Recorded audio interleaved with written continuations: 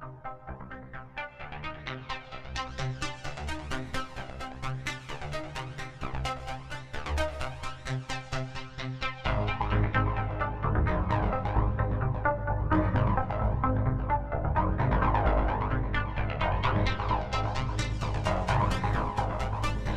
here with Christopher Booth, the filmmaker. Very interesting guy. The only guy here at Paracon whose fashion sense rivals my own. And we want to talk about some of his films. You started out making narrative films, right? That was what really, I mean, because you weren't strictly making documentaries when you began. Well, actually, I worked for Playboy for 10 years, and actually we did like 56 films in the last 2 years for Playboy. And what was kind of cool about that is we did the real high-end production. Right. So we actually got a lot of that's when HD first started coming in. So we learned the craft of manipulating a budget and doing everything very fast. I mean, you talk about 2 a month. Yeah. I mean, they're very high-end films.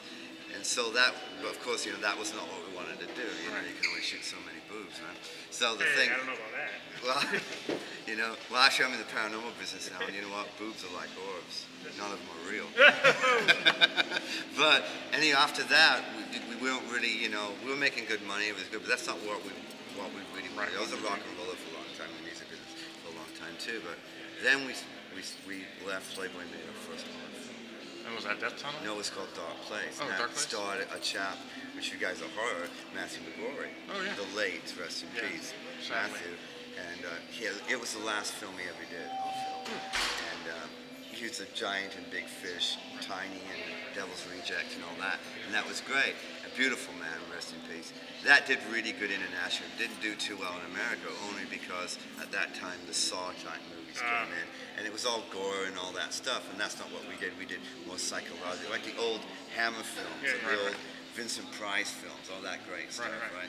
And that was more psychological, and it was great, a movie called Dark Place. And then after that, somebody, we were like fixing up movies for Hollywood, because we did really good. We do the editing, we do the production design, we do the music, we do everything. Do everything, the graphics, everything. We just, we have like the David Lynch type, Ridley Scott type look. It's what our idols were, so our films had that lighting and that color and that weirdness and all that. So they would hire us to fix films up. I met this guy who wanted to fix his film up, so he did his trailer, and they were rich, so they flew us down to Kentucky. And then at that point, the guy said to me, "Do you want to make a movie?" And I go, "Yeah." Well, the location we looked at was Waverly Sanatorium, which is one of those haunted places. Tuberculosis hospital. Had you ever heard of it before that? No. Had you been interested in the paranormal before that? No. But while we're down the scout, what happened is the guy said, "Well, we want to make a pirate movie." And I go, "Really?" And then I found out the history of Waverly Sanatorium, where 60,000 people died in a tunnel, 500-foot tunnel. They would wheel them out on gurneys to hide them from the living patients so the morale wouldn't go down. So they hid them through the tunnel. I said, "There's your movie." So our movie became Death Tunnel. And while we were scouting at the tunnel, they left me at the bottom of the tunnel. All alone? And that's when my first paranormal experience happened. Because I felt oppression and a sense of anxiety, and I freaked out. And I ran up that tunnel, threw up, but while I was running up, I put the video camera behind me. 2 weeks later, back in LA, I was looking at the scout footage. There was a girl standing in front of me with no eyes, and there was a screaming like somebody being murdered on the EVPs. After that, we did The Exorcist, The Haunted Boy, The Haunted Boy. Secret Dive of The Exorcist, which is we're the only people in the world that filmed in the real Exorcist house. Really? What happened? The scariest bedroom in the world. And the furniture. What happened to the furniture in that room? What happened to the furniture in that room was putting cold. The priest would not touch it, so they hired a moving crew to go to the church where it was and take the furniture and lock it up in cold storage over 20 years. Really? Now it's in Scott's Air Force Base on guard. Incredible story, man. And then the diary tells you all kinds of stuff that's in our show, like the sheets. The boy would write on the sheets what the devil told him to do. Dead bishop. The diary was written by the bishop. Wanted the bishop to die a cruel death, which he did. And he actually wrote the map of hell on the sheet where hell really is. 2,000 2,000 feet. Which now you know where to go. Right, well, I'm middle management, so I never get down that. Okay, 2,000 feet down is where he says no.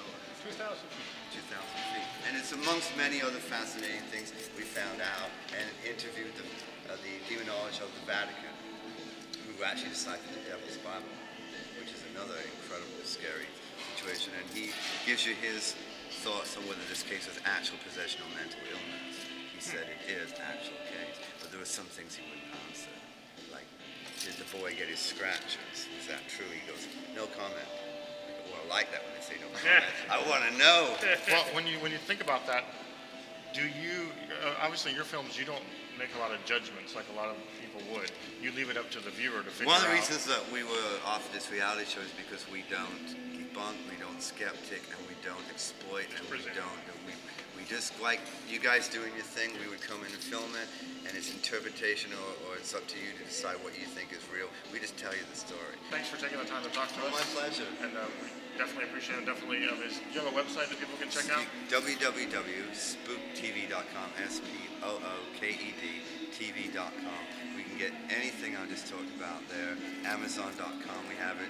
We're on the Sci-Fi Channel and Chiller Channel.